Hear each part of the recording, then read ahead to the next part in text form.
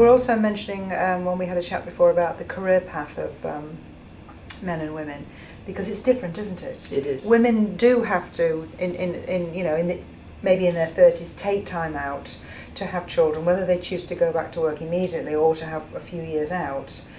It does interrupt their flow, and if they have taken years out, then they don't have the same advantage. What is it that specifically they don't have that supports them in being a leader in the business when they've taken a few years out? There are different ceilings that women face in the workplace. I think you might be familiar with what's called the bamboo ceiling, the glass ceiling and the crystal ceiling. I know the glass ceiling, but I didn't know there was a bamboo ceiling. Yeah, and the idea is that women sometimes get into management level, and then they find that it's too hard and they don't want to go any higher, so they hit what's called bamboo. And in the old days, they couldn't afford curtains, so they used the blinds made out of bamboo. So that's where it kind of comes from. And then you have the glass ceiling, which is like the middle management, and then the crystal ceiling is where the boardrooms are, where everything is served in crystal. Okay. So women face those, whereas men don't tend to face those, but men do face barriers in terms of the boys' club. If you're not part of the boys' club, you don't get accelerated to higher levels of management. Well, women certainly aren't part of the boys' club. Yeah. And we don't have a girls' club. We don't have a girls' club, but we have other barriers. And women compete against each other as well for the top positions, as opposed to nurturing each other. Well, the competition comes because of the hierarchy of business structures. Yeah. And instead of having businesses developed around same, relationship and partnership based. Yeah. Very hierarchical, and then of course there's only one job, and you have to wait for that one person to die or retire or whatever. It's difficult, isn't it? Yeah, but there's a great film called Maiden Dagenham. Have you ever seen that? Oh, yes. Now, to me, that is women showing men what they can do and what they're capable of.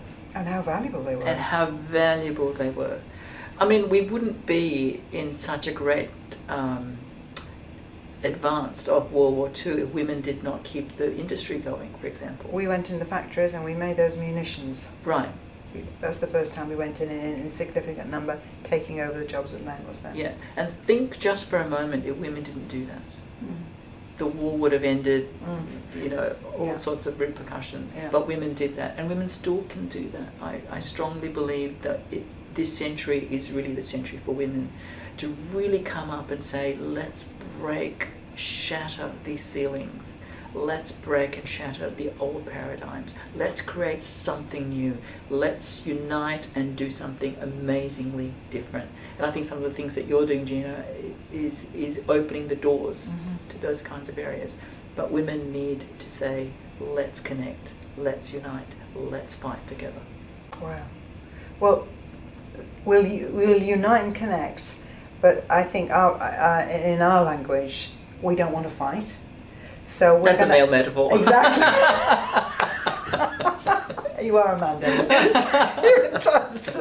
But it's interesting. So if we're not going to fight, we have to. What are we going to do? Collaborate. We're going to collaborate. We're going to have conversations, changing the conversations. You say, use our creativity and intuition to come up with new solutions. And if fighting isn't the modality that we're going to use, we're going to do something which is about maybe uniting behind a cause. Yes. Which is what women are good at. Yeah.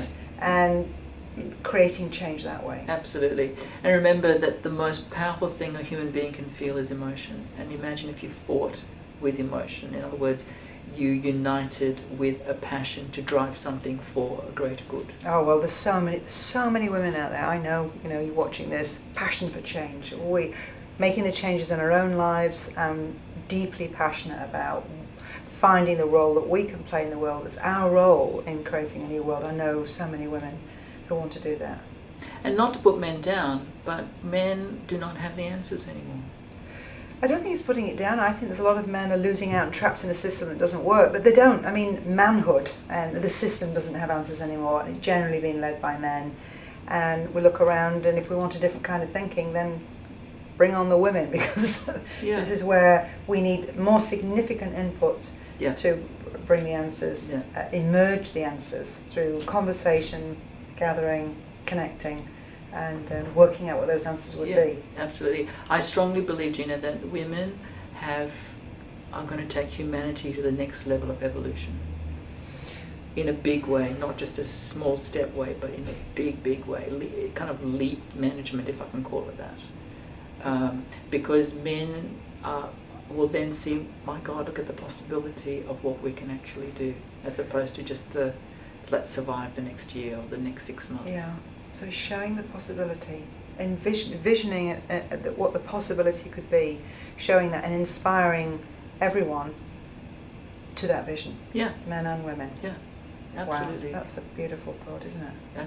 Taking humanity to another level. Wow, David, thank you. Great. Pleasure. Nice to talk to you again. Well, lovely. Thank you very much. Pleasure. Great. Well, I'm really inspired. I hope you're inspired too by that, finding out what your role might be in your family, your community, in your workplace, in your country, at whatever level that you're working at, finding your passion, and as a woman, taking your part in creating change in the world. Thanks for watching.